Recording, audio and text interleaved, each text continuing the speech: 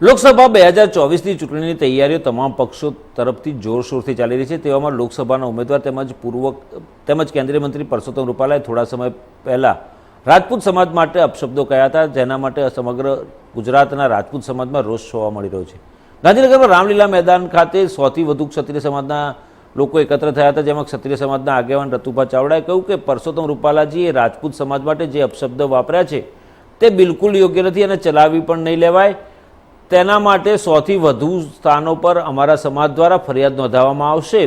અમારી ફરિયાદ એ જ છે અને રજૂઆત પણ એ જ છે કે રૂપાલાજીની ટિકિટ ભારતીય જનતા પાર્ટી દ્વારા રદ કરવામાં આવે। ફક્ત માફી માંગી લે એટલે સમાજ સમક્ષ બોલેલું પાછું જવાનું નથી। રાજપૂત સમાજ રાજકારણ કરવામાં માનતું નથી। અમે રૂપાલાજીને માફ નહીં કરીએ। જો રૂપાલાજીની ટિકિટ ભાજપ રદ નહીં કરે તો સમગ્ર દેશમાં ભાજપ પક્ષને રાજપૂત સમાજ લોકસભા 2024ની ચૂંટણીમાં જાકારો આપશે। ભૂતકાળમાં પણ પરેશ રાવલ સાંસદ બન્યા ત્યારે રાજપૂત સમાજ માટે તેમણે પણ બેફામ નિવેદનો કર્યા હતા। હવે આ પ્રકારના નિવેદનો ચલાવી લેવામાં નહીં આવે।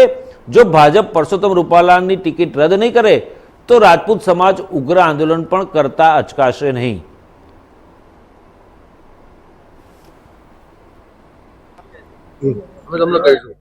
તમારું નામ પરિચય આપો। હું રતુભા ચાવડા, રાજપૂત વીર સેના ગાંધીનગર પ્રદેશ મહામંત્રી। આજે પુરુષોત્તમ રૂપાલા જે ચૂંટણીમાં અમારા રાજપૂતો વિશે અને રજવાડા વિશે જે ખરાબ શબ્દો બોલેલા છે તેના માટે પૂરા રાજપૂતોનો ભારતભરમાં વિરોધ થઈ રહ્યો છે।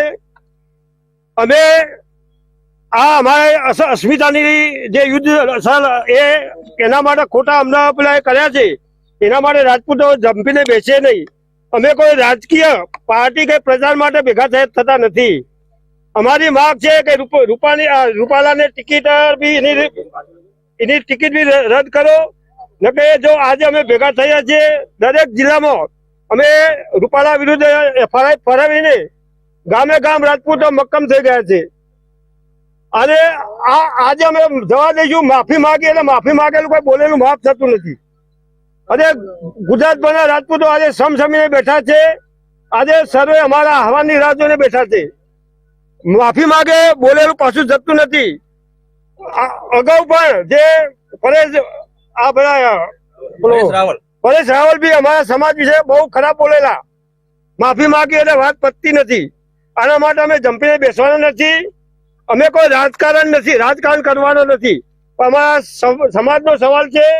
આના માટે રૂપાલાને અમે માફ કરીશું નહીં।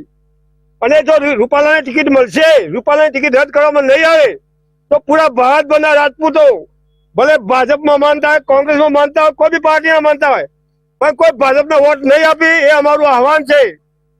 અને આ લડત અમે ગામે ગામ ચાલુ કરેલી છે। અને અમે ભવિષ્યમાં જો આ રૂપાલાની ટિકિટ રદ કરવામાં નહીં આવે તો અમે ભવિષ્યમાં મોટા પ્રોગ્રામ આપવા માટે તૈયાર છીએ।